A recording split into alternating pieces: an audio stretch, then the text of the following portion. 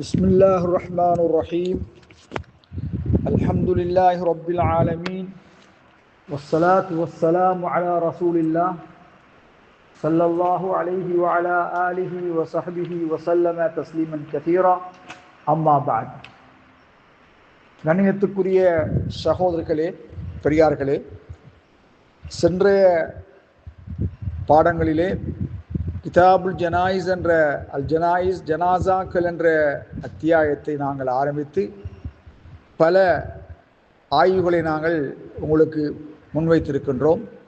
பல தலைப்புகளிலே உங்களுக்கு நாங்கள் பேசியிருக்கின்றோம். நாம் கிதாபு ஸலா என்ற அத்தியாயத்திலிருந்து இப்பொழுது நாங்கள் கிதாபு ஸக்கா என்ற அத்தியாயத்துக்கு நாங்கள் திரும்புகின்றோம்.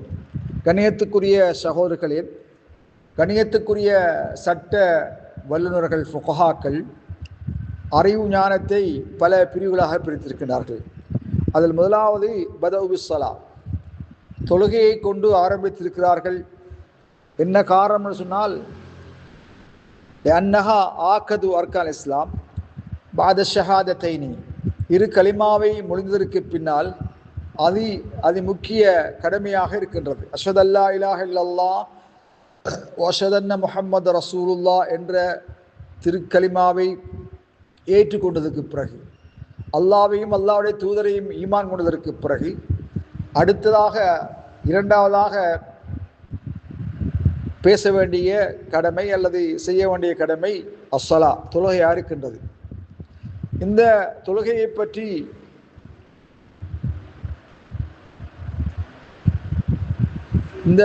பற்றி ஃபுகஹாக்கள் பேசுகின்றார்களே தவிர அஹ்லு தௌஹீத் வல் அகீதா, தௌஹீத் உலமாக்கள், அகீதாவுடைய உலமாக்கள் அவர்கள் அதை பற்றி பேசவில்லை.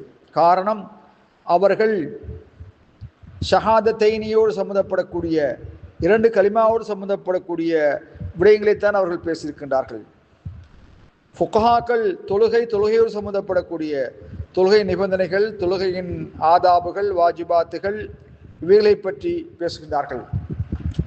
ஃபுகஹாக்கள் முதலாவதாக கிதாப் இபாதாத், வணக்க வழிபாடுகள் என்ற தலைப்பின் கீழ் தொழுகையோடு சம்மந்தப்படக்கூடிய அத்தஹாரா போன்ற விடயங்கள், அவைகளை எல்லாம் பேசியதற்கு பிறகு இரண்டாவதாக அவர்கள் பேசக்கூடிய செய்தி அஸ்ஸகா, ஜகாத்தை பற்றி பேசுகின்றார்கள். ஒலிமாதா, ஏன் ஜகாத்தை பற்றி ரமலானுக்கு முன்னதாக ஹஜ்ஜி கடமையை பற்றி பேசுவதற்கு முன்னால் ஜகாத்தை பற்றி பேசுவதற்குரிய காரணம், அன்னஹா ஆகது அர்கானிஸ் ஸலா, தொழுகையின் இஸ்லாத்தின் அர்கானில் இஸ்லாம், இஸ்லாத்தின் கடமைகளில் ஷஹாதத்தைன் என்ற கலிமாவை ஏற்றுக்கொள்வதற்கு பின்னால் முக்கியமான ஒரு கடமையாக இருக்கின்ற காரணத்தினால் அதை பற்றி அவர்கள் பேசுகின்றார்கள். கணியத்துக்குரிய சகோதரர்களே, அதே போலதான் புகாரிலே வந்திருக்கின்ற சஹீஹான ஹதீஸ், அந்த ஹதீஸிலையும் ஹதீஸ் ஜிப்ரீல் மஷ்ஹூர் என்று சொல்லக்கூடிய ஒரு பிரபல்யமான ஹதீஸ் புகாரில ஈமான் என்ற அத்தியாயத்திலே கொண்டுவரப்பட்டிருக்கிறது.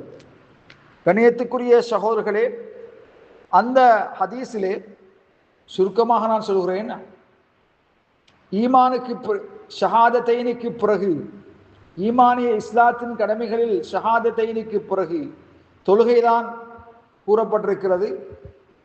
அதற்கு பின்னால் அஸ்ஸகா, ஜகாத் என்ற அத்தியாயம் கூறப்பட்டிருக்கிறது.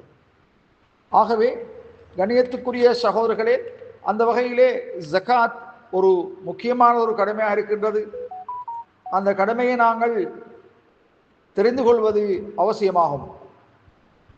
அந்த கடமையின் நிலை என்ன, அது இஸ்லாத்தில் எந்தளவு முக்கியத்துவம் கொடுக்கப்பட்டிருக்கிறது என்பதை நாங்கள் தெரிந்து கொள்ள வேண்டும். கணியத்துக்குரிய சகோதரர்களே, பாடத்தில் நுழைவதற்கு முன்னால் நாங்கள் தெரிந்து கொள்ள வேண்டிய முக்கியமான செய்தி, ஜகாத் என்றால் மொழியிலே என்ன கருத்தை கொண்டது.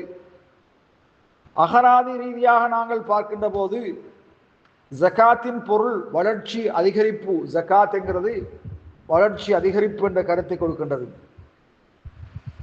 இதான் அவருடைய நேரடி பொருளாக பொருள் கொள்ளப்படுகிறது. வளர்ச்சி அதிகரிப்பு மற்றும் தூய்மைப்படுத்துதல் என்ற செய்தியும் சொல்லப்பட்டிருக்கிறது. உதாரணமாக ஜகஸ்ஸரஉ, என்றால் பயிர் வளர்ந்தது என்று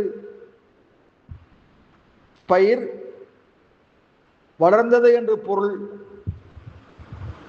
இன்னாரின் செல்வம் ஜகாத்தை அடைந்தது என்றால் அவருடைய செல்வம் பெருகி அதிகரித்தது என்ற பொருள்.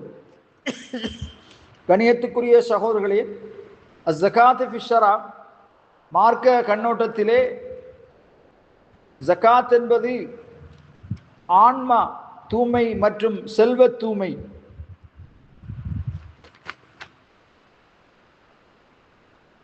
ஜகாத்து நஃப்ஸ் வ ஜகாத்துல் மால், ஆன்ம தூய்மை மற்றும் செல்வ தூய்மை. இஸ்லாமிய மார்க்கத்தின்படி ஜகாத் என்பது இரண்டு வகைப்படும். ஆன்மாவை தூய்மைப்படுத்துதல் ஜகாத்து நஃப்ஸ் மற்றும் செல்வத்தை தூய்மைப்படுத்துதல் ஜகாத்துல் மால். உண்மையில் இவை இரண்டுமே மனிதனின் ஆன்மாவை தூய்மைப்படுத்துவதையே குறிக்கின்றது. கணியத்துக்குரிய சகோதரர்களே, அல் குர்ஆனிலே நாங்கள் பார்க்கக்கூடிய இருக்கின்றது ஜகாத்து நஃப்ஸ் பில் ஈமான், ஈமானின் மூலம் ஆன்மாவை தூய்மைப்படுத்துதல். இது மனிதன் அல்லாஹ்வை முழுமையாக நம்பி தன் உள்ளத்தில் உள்ள இணைவைப்பை, கபடம் மற்றும் தீய குணங்களை நீக்கி ஈமானின் குறை நம்பிக்கையின் மூலமாக தன் ஆன்மாவை தூய்மைப்படுத்துவதை குறிக்கிறது என்பதை குறிப்பிடுகிறது. ஜகாத்து நஃப்ஸ் பிபஸ்லின், செல்வத்தை வழங்குவதன் மூலம் ஆன்மாவை தூய்மைப்படுத்துதல். தூய்மைப்படுத்துதல் ஏழைகளுக்கு தன் செல்வத்தை கொடுப்பதன் மூலம் மனிதன் தன் ஆன்மாவை தூய்மைப்படுத்துகிறான். இது உள்ளத்தில் உள்ள கஞ்சத்தனம், பேராசை மற்றும் உலகப்பற்றை நீக்கி பிறர் மீது கருணை காட்டும் நற்பண்பை வளர்க்கிறது. எனவே செல்வத்தை கொடுப்பதும் இறுதியில் ஆன்ம தூய்மைக்கு வழிவகுக்கிறது. கண்ணியத்துக்குரிய சகோதரர்களே, அந்த வகையிலே மார்க்க கண்ணோட்டத்திலே ஜகாத் என்றால் அல்லாஹ்வை வணங்கும் நோக்கத்தோடு இபாதத், மார்க்கம் நிர்ணயித்துள்ள குறிப்பிட்ட அளவு செல்வத்திலிருந்து ஒரு குறிப்பிட்ட பகுதியை, பங்கினை மார்க்கம் தகுதியுள்ள குறிப்பிட்ட மக்களுக்கு, ஏழைகள் போன்றோருக்கு வழங்குவதாகும். அல் குர்ஆனிலே மிக தெளிவாக சொல்லப்பட்டிருக்கிறது. உதாரணமாக, நாம் பணமாக கொடுக்கும் ஜகாத் நம் செல்வத்தை மட்டும் தூய்மைப்படுத்துவதில்லை, மாறாக அது நம்முடைய உள்ளத்தையும் ஆன்மாவையும் பேராசையிலிருந்து தூய்மைப்படுத்துகிறது. எனவே இறை நம்பிக்கை, ஈமான் மூலம் ஜகாத் கடமை நிறைவேற்றுவதன் மூலம் ஒரு மனிதன் தன் ஆன்மாவை முழுமையாக பரிபக்குவப்படுத்துகிறான். வல்லாஹு அலம் பிஸ்ஸவாப்.